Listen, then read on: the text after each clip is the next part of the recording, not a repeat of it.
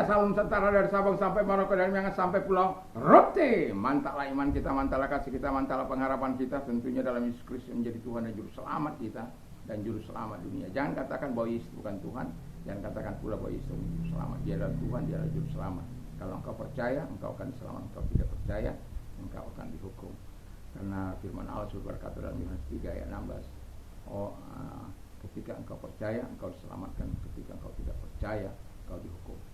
Dan Yesus sudah berkata dalam Yohanes 14 ayat yang ke-6, karena begitu besar kasih Allah akan dunia ini.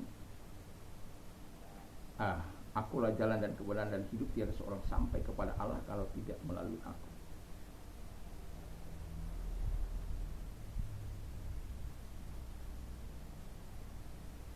Kisah Rasul 4 ayat 12 mengatakan, Petrus, dan keselamatan tidak ada di dalam siapapun juga selain dalam Dia. Karena di bawah kolong langit ini tidak ada nama lain yang diberikan kepada manusia yang olehnya kita diselamatkan. Dan Alkitab mengatakan dengan jelas, Yohanes 3 ayat 16, karena begitu besar kasih Allah akan dunia ini sehingga Ia mengaruniakan anaknya yang tunggal, supaya setiap orang percaya kepadanya tidak binasa, melainkan beroleh hidup yang kekal. Mantap! Dengan hati percaya, engkau dibenarkan, dengan mulut mengaku engkau diselamatkan. Puji nama Tuhan. Dan kita akan kembali membaca Alkitab kita. Sebelumnya kita berdoa. Terima kasih. Ini bagian kedua, Inner Heart Beauty. Tuhan Bapa di surga, sehingga ini for husband. Dan biarkanlah Tuhan, kami sebagai pria-pria betul-betul melakukan apa yang Engkau kehendaki dalam nama Yesus. Haleluya. Amin. Saya akan membacakan ayat yang ke-7. Kita sudah baca kemarin, tadi pagi 1 sampai dengan 7. Saya hanya membacakan ayat 7. Demikian juga kamu, hai suami, hiduplah bijaksana dengan istrimu sebagai kaum yang lebih lemah. Hormatilah mereka sebagai teman pewaris dari kasih karunia, yaitu kehidupan, supaya doamu jangan terhalang. Efesus 5 ayat 25. Demikian firman Allah, hai suami, kasihilah istrimu sebagaimana Kristus telah mengasihi jemaat yang telah menyerahkan bagi kamu.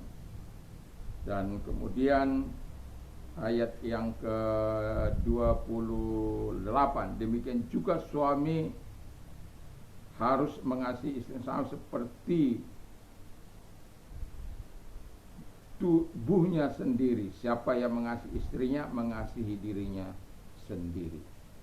Dan kemudian ayat 31, sebab itu laki-laki akan meninggalkan ayah dan ibunya dan bersatu dengan istrinya sehingga keduanya itu menjadi satu daging. Ya, puji Tuhan. Ini kembali Inner Heart Beauty for Husband. Ya, Inner Heart Beauty atau Inner Beauty. Ya, Inner Heart Beauty for Husband. Nah, dari pembacaan dalam Efesus 5 ayat 8 tadi jelas dikatakan bahwa kalau laki-laki kira-kira apa ya? Ya, dia suka body builder ya, supaya six pack ya.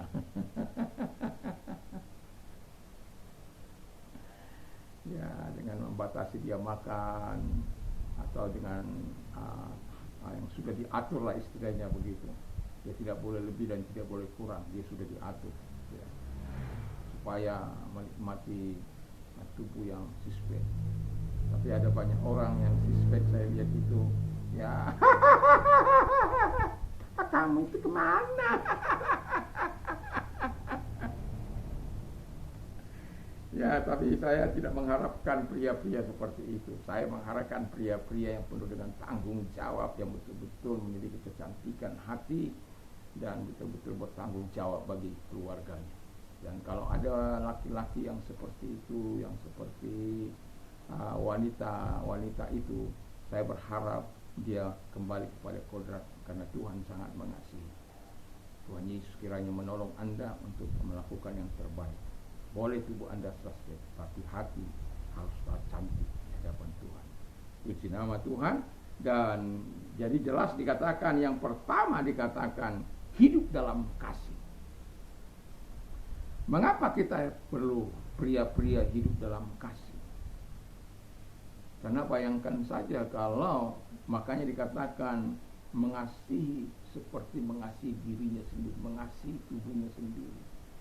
Kita sudah lihat banyak pria-pria menendang istrinya, menampar istrinya, menghajar istrinya, dan lain sebagainya. Kalau suami tidak mengasihi istrinya, ya seperti itu. Tidak peduli mau di tempat ramai atau tidak. Dan biasanya kalau orang seperti itu, saya akan tampil sebagai pembela, apalagi di tengah jalan. Saya akan menyatakan diri supaya jangan memperlakukan istrinya seperti itu. Ada yang sok hebat, saya masukkan dalam penjara. Apa urusanmu? Saya dengar, saya lihat, saya bisa menjadi saksi. Itu kata undang-undang. Saya tidak tahu undang-undang nomor berapa.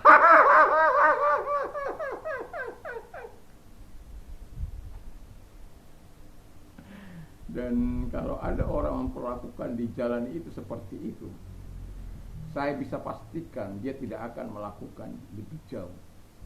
Entah nanti setelah mereka, tetapi saya pastikan kalau di depan saya, ketika saya datang menghampiri mereka, yang lelaki itu bertindak arogan, saya akan call polisi. Bagi saya, pria-pria yang menghantam istrinya, memukul istrinya adalah pria-pria pengecut. Itu kalau mau apa itu, tendang itu batu, itu tendang itu tangan apa besi itu. Itu supaya tersalurkan nafsumu. Ya, saya sebagai orang kolerik, saya sadar kemampuan sebagai orang kolerik itu, makanya setiap hari saya tumbuk itu, saya tumbuk. Saya menghajar itu batu-batu atau besi setiap hari.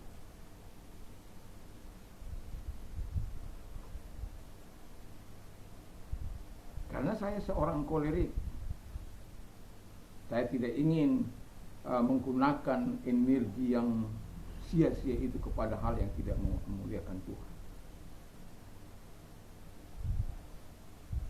Saya ingin hidup saya menjadi berkat karena saya mengasihi istri.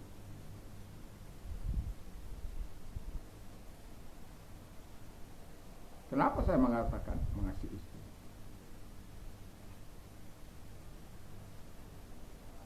Saya belajar untuk merendahkan hati,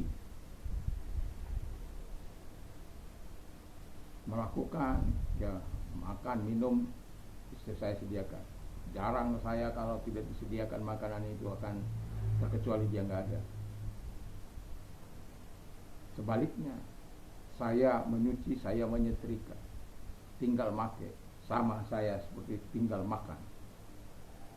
Itu artinya apa? Ada kerjasama yang baik. Coba bayangkan dia nyuci, dia menyetrika, dia segalanya, penyok dia.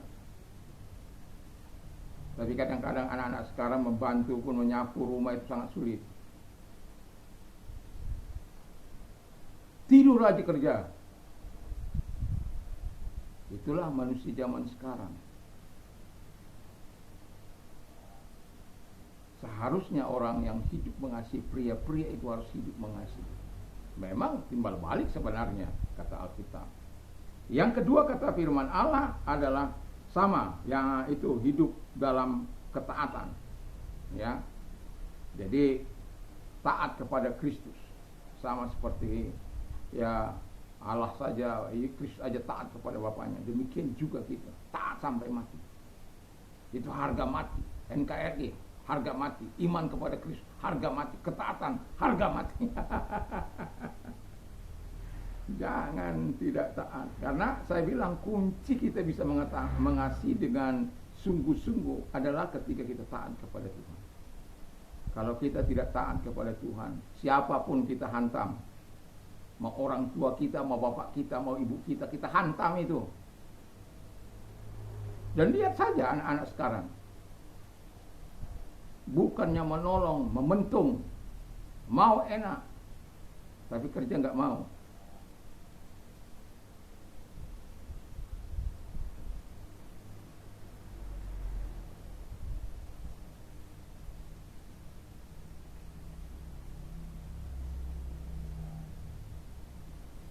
Yang ketiga, kata firman Allah, hidup bijaksana.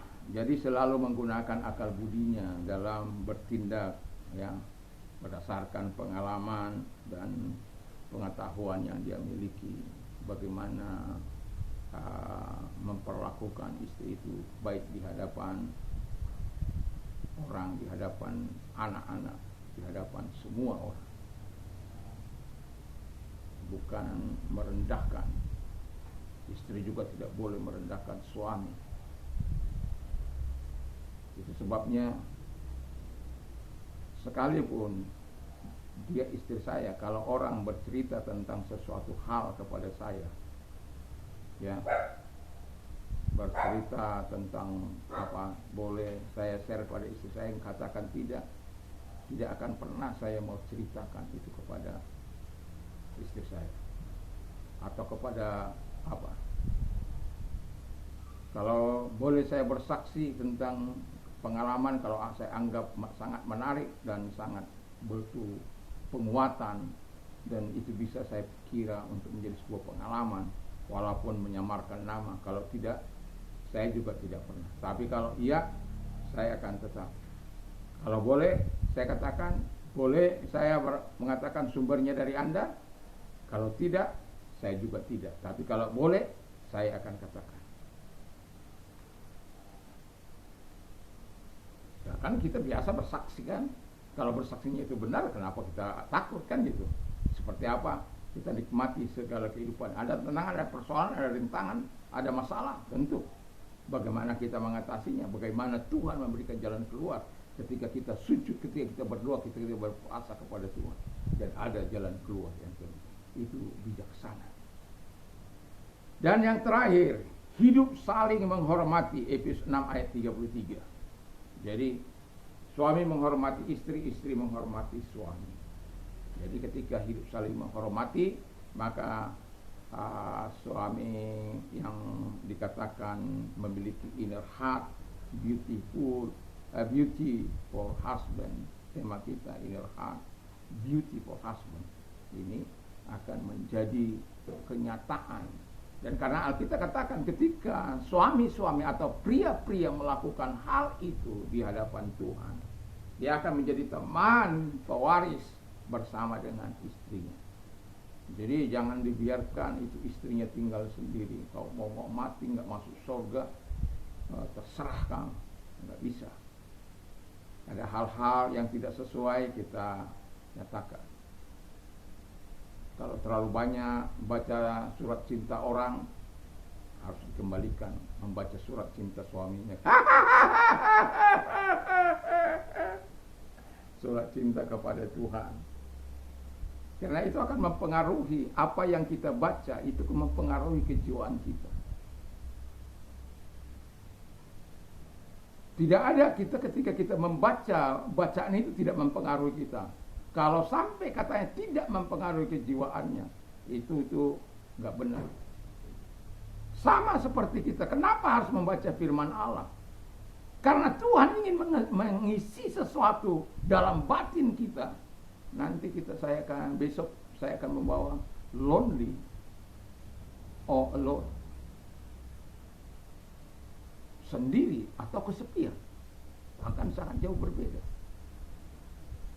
Tapi saya mau katakan kepada kita bahwa ketika pria-pria, suami-suami melakukan sebagaimana yang diharapkan oleh firman Allah, saya yakin dan percaya dia akan melakukan yang terbaik. Karena apa? Dia ingin nama Tuhan dimuliakan, dia ingin nama Tuhan ditinggikan, dia ingin dia mendapatkan sesuatu dari Tuhan. Dan Alkitab katakan sebagai teman pewaris kasih karunia Allah. Dan juga dikatakan supaya doamu jangan terhalang. Dengar suami-suami, jangan engkau menyakiti hatimu karena itu akan menghalang doa. Ada merasa tidak berdosa karena itu kan bagian keluarga. Beda kita dengan agama yang lain. Saya tidak perlu sebutkan. Yang boleh memukul istrinya, yang boleh menghajar istrinya, kita tidak. Yang boleh menceraikan istrinya, kita tidak. Karena Tuhan sudah mengatakan untuk mengasihi. Apa yang sudah disatukan oleh Tuhan tidak boleh diceraikan. Tidak ada hak mutlak bagi pria-pria. Nggak ada itu. Itu sebabnya Tuhan mengikat kita dengan cinta kasih, saling menghormati. Dan pria-pria perlu bijak. Kadang-kadang kan memang ada sih kesalahan-kesalahan. Tapi yang wajar-wajar aja lah. Jangan sampai kau seret itu istrimu, kau tendang itu istrimu di depan orang sampai berdarah-darah. Ini kasus terakhir di mana itu? Di Sulawesi Tengah itu. Akhirnya dibawa kantor polisi, yang menganiaya dihajar oleh polisi, mati. Sekarang siapa yang rugi? Apakah istrinya tertawa, hore, suami saya sudah mati? Saya pikir nggak begitu. Itu karena apa? Daging, nafsu. Itu sebabnya kita perlu memiliki kecantikan di dalam hati.